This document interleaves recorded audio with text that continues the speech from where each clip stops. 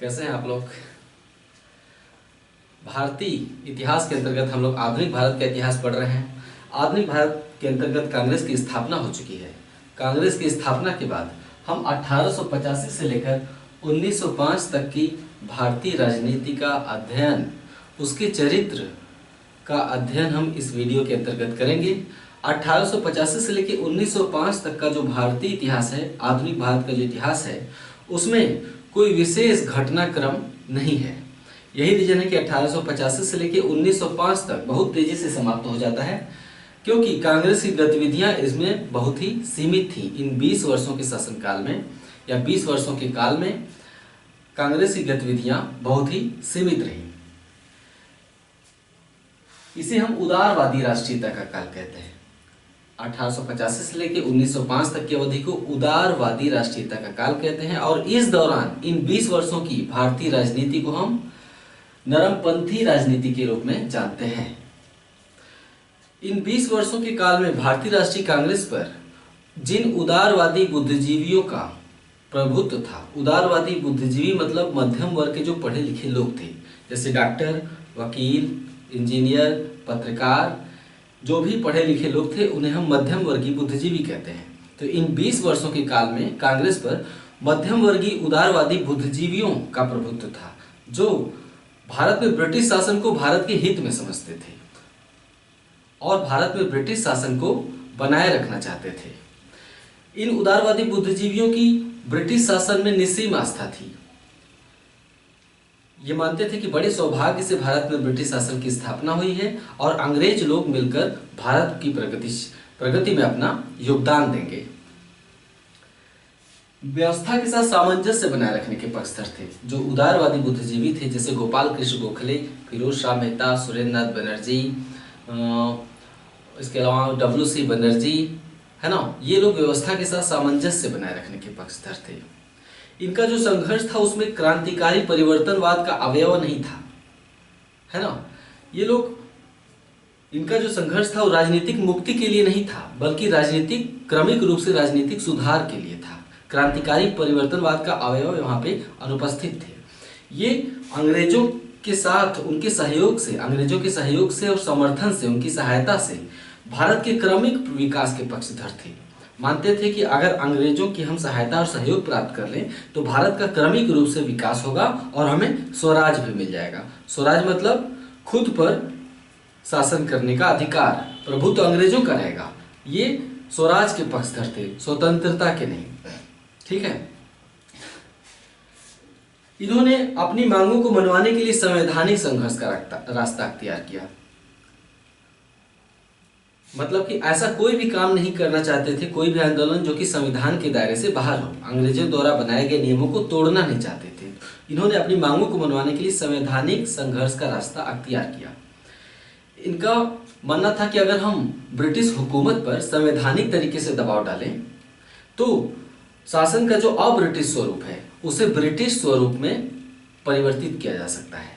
शासन का ब्रिटिश स्वरूप इंग्लैंड में था, लेकिन वो शासन का ब्रिटिश स्वरूप था, यानी वास्तविक स्वरूप। इनका मानना था कि भारत में जो अन्यायकारी शासन हो, जो शोषण है, जो अन्यायकारी शासन है, वो शासन का अब्रिटिश स्वरूप है।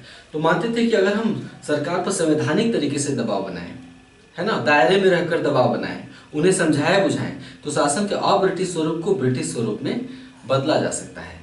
इनका यह भी मानना था कि संवैधानिक संघर्ष के जरिए एक तरफ तो हम जनता को राजनीतिक रूप से जागरूक भी कर सकते हैं, क्योंकि उस दौरान जनता में ज्यादातर राजनीतिक चेतना नहीं थी।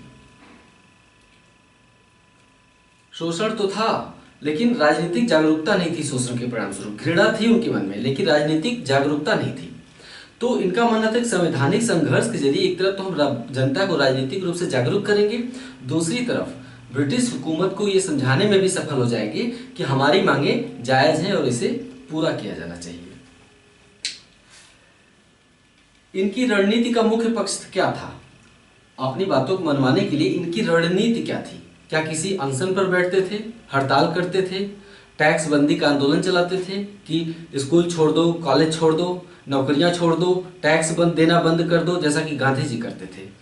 इनकी जो मांगे थी पूरी तरह संवैधानिक दायरे में थी। इनका आंदोलन पूरी तरह संवैधानिक था।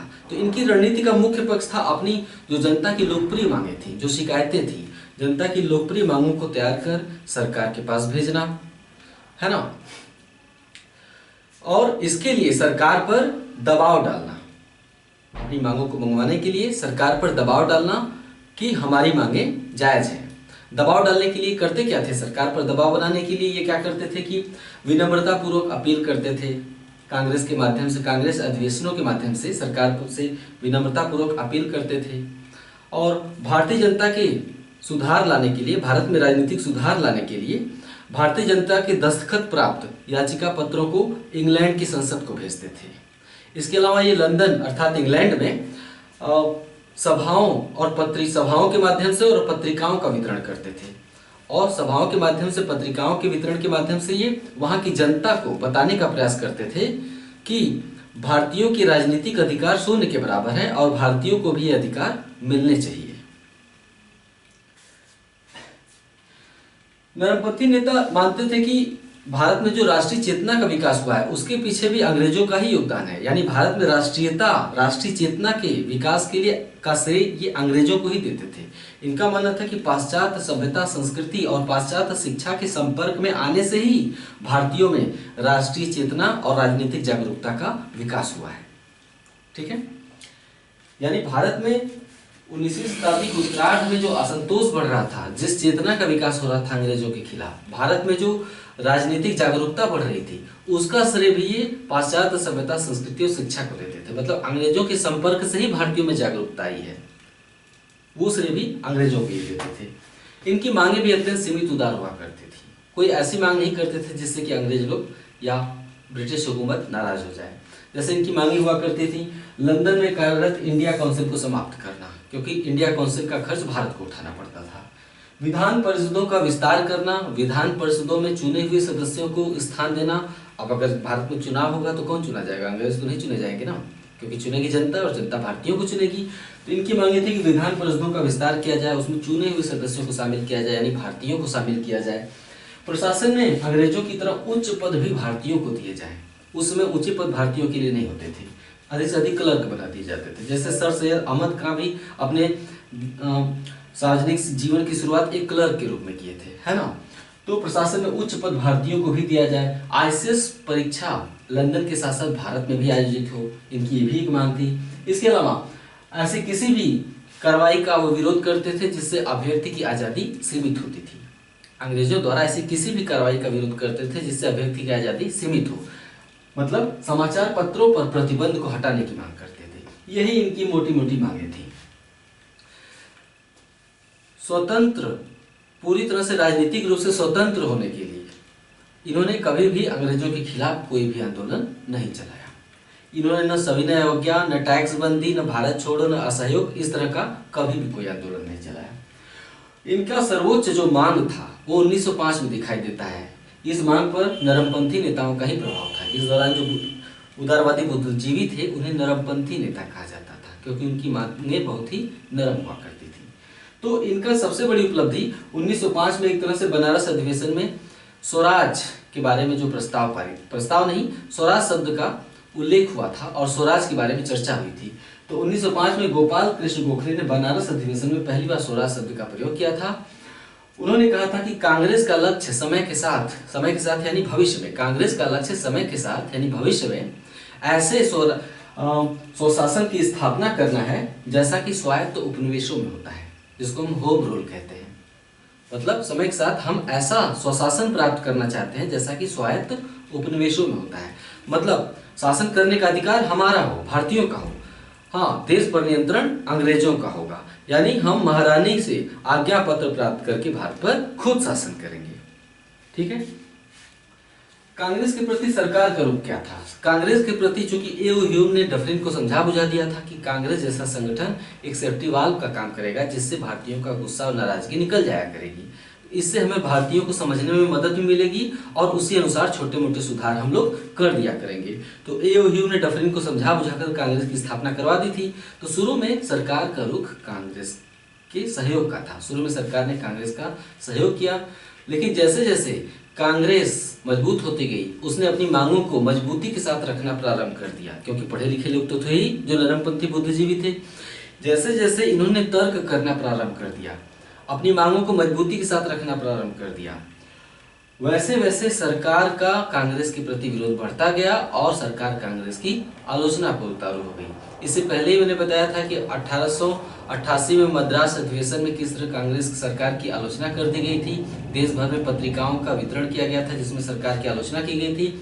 इससे डफरिन नाराज हुए थे और इसके बाद सरकार ने धीरे धीरे बांटो और फूट डालो, बांटो और राज करो, फूट डालो और राज करो की नीति का सरकार अनुसरण करने लगी धीरे धीरे कांग्रेस को कमजोर करने के लिए। इन्हें आशंका हुई कि अभी तो ये नरम है, लेकिन आने वाले समय में ये जो काम कर रहे हैं, जिस तरह से भारत में राजनीतिक जागरूकता शांतिपूर्वक फैलाते चले जा रहे हैं, उससे हमें संकट का सामना भविष्य में करना पड़ सकता है। परिणामस्वरूप सरकार कांग्रेस की धीरे धीरे आलोचक बनती चली गई। इनमें से कुछ कथन पूछे जाते हैं अलग अलग गवर्नर जनरल या वायसराय के, उन कथनों पर हम विचार कर लेते हैं। लॉर्ड डफरिन ने मद्रास अधिवेशन 1887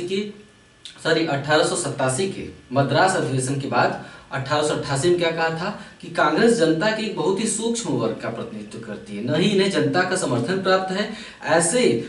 जनता के ऐसे सूक्ष्म भाग का प्रतिनिधित्व करने वाले लोगों को हम भारतीय साम्राज्य की बागडोर, भारत में शासन की बागडोर कैसे सौंप दें, ये लॉर्ड डफरिन ने कहा था। एल्गिन द्वितीय जो कि 1894 से 1899 तक वायसराय रहे, 1894 से 1899 तक।